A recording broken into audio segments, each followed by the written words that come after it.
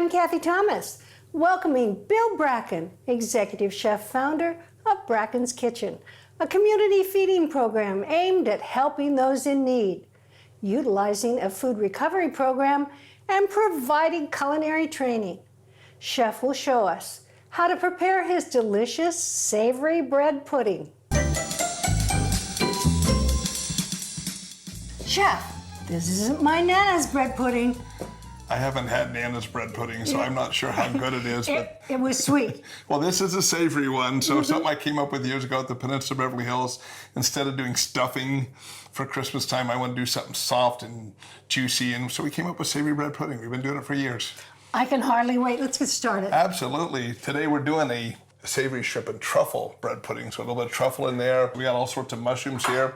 We're gonna dive right into mushrooms and we'll start cutting them. Now, are you gonna watch or am I gonna make you do a little work? No, you can do whatever you want. With bread pudding like this, a savory one, you can do whatever you want in terms of flavors and stuff. And what I hope to show you here today, Cathy, is really just a basic approach to the bread pudding. You can put lobster, you can put some smoked duck in there. You can just make it a plain savory bread pudding without any meat in there. I did get some, it's hard to tell what they are. That look like a hen of the woods there.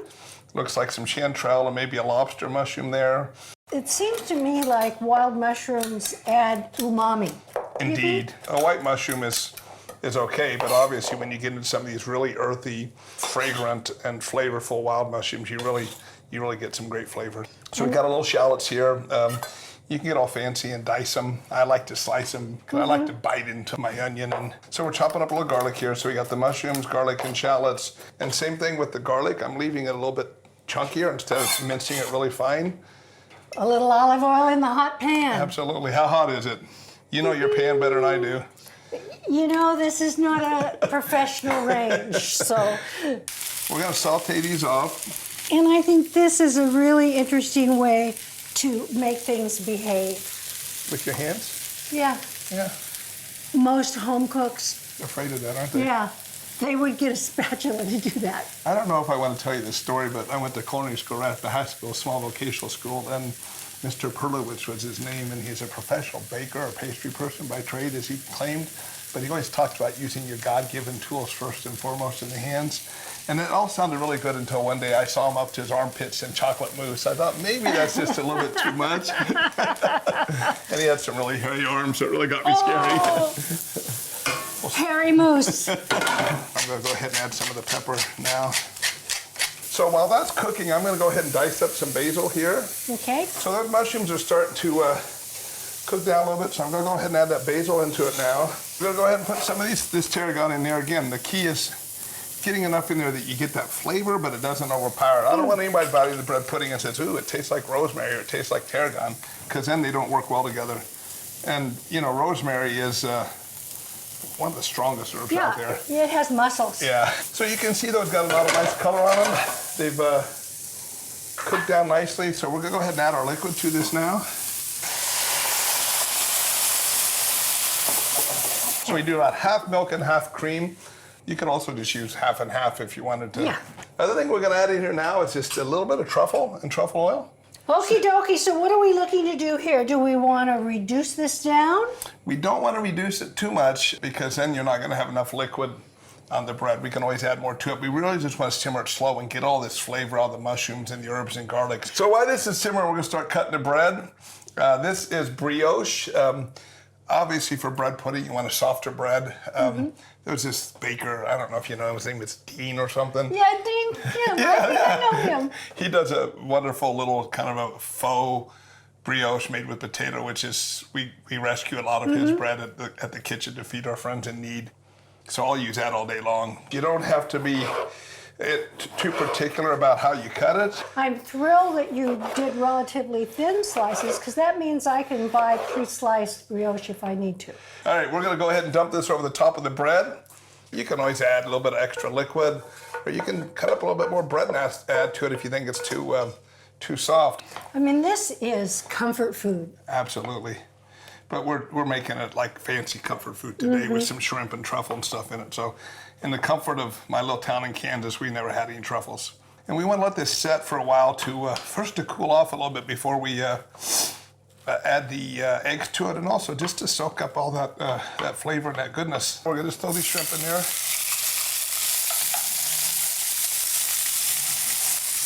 We'll just do a really quick saute. We'll go ahead and put a little salt and pepper on that as well. You don't even have to cook these all the way. You can always see they're starting to color there a little bit.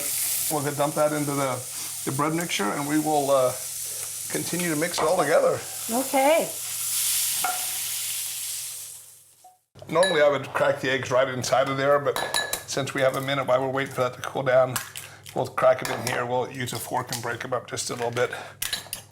This is the way Grandma used to mix her eggs at home. Yeah. And we're just gonna go and dump that over the top of that. We're gonna mix that in, and when you're done, you're gonna have a really, really, really moist, juicy mixture.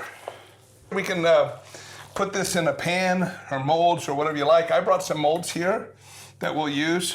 So you can obviously put a little butter on these if you want, but modern technology, if you will. So we're gonna put these in the molds here. And how tight are you packing these? You don't have to be super tight. More than anything, just make sure it's full so you don't have any gaps in there, and nice and even on the top. It will rise a little bit, obviously, because of the egg that's in there. When we're done, we'll put some water in this, create a little water bath, and we'll throw it in the oven. I usually do about 350, 375. What are you looking for when these are done? More than anything, just they're set. You can't really overcook it. And I say that hesitantly because you can overcook it, but it's so moist and juicy. If the eggs are set up and you've cooked a little bit too long, it's not gonna harm it. You undercook it, it's not gonna be the end of the world either. It'll be a little soft. All right, can I make these in advance? Absolutely.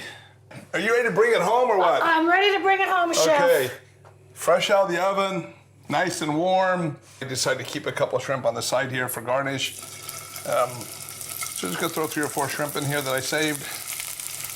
We're gonna saute them real quick. And over here on the side, I broke the rules and I brought a little Chardonnay sauce. Yeah, look at that. It's just a white wine reduction with shallots and garlic. I don't know, I kind of like you, Cathy, so I thought I'd kick this up a notch and bring you some Chardonnay sauce. I appreciate that, yeah. We're gonna take one of these lovely shrimp bread puddings. We're gonna go ahead and unmold it right on the plate here. We're gonna take this Chardonnay sauce, just gonna spoon a little bit of over and around. It's already pretty moist and juicy, so you don't really need a whole lot. It looks pretty, and it's gonna taste good too. I sure hope so, otherwise I'm fired, right? Yeah, well, I don't think there's much chance of that. So there's a few different things you can do. You can put the shrimp around on the side, you can put them here, you can put them there, everywhere. We're just gonna stack a couple of shrimp right on the top. If you're cooking at home and you wanna impress somebody, little shrimp and truffle bread pudding. I hope it would. It's gorgeous. And it tastes good too. And Bill Bracken, I want to thank you for your kind and generous heart. Oh, you're too kind. You're so appreciated, and if the viewers want to donate to Bracken's Kitchen, how would they do that? Go on our website, brackenskitchen.org. There's a donate button. They want to get involved and volunteer. There's a volunteer button. With a 9,000 square foot kitchen, we got a lot of volunteers doing things like this every day in the kitchen. So It's wonderful, and we appreciate you. thank you. Here's a quick tip from Melissa's. Brussels sprouts are a lot more versatile than we often give them credit for. The secret is to slice them raw into thin, skinny ribbons and then toss them with a flavorful vinaigrette. The easiest way to slice is to make a shallow trim on the base where it looks tough, leaving enough so that the leaves stay attached. Then load them higgledy-piggledy into the tube of a food processor fitted with the slicing disc, or slice them thinly on a mandolin.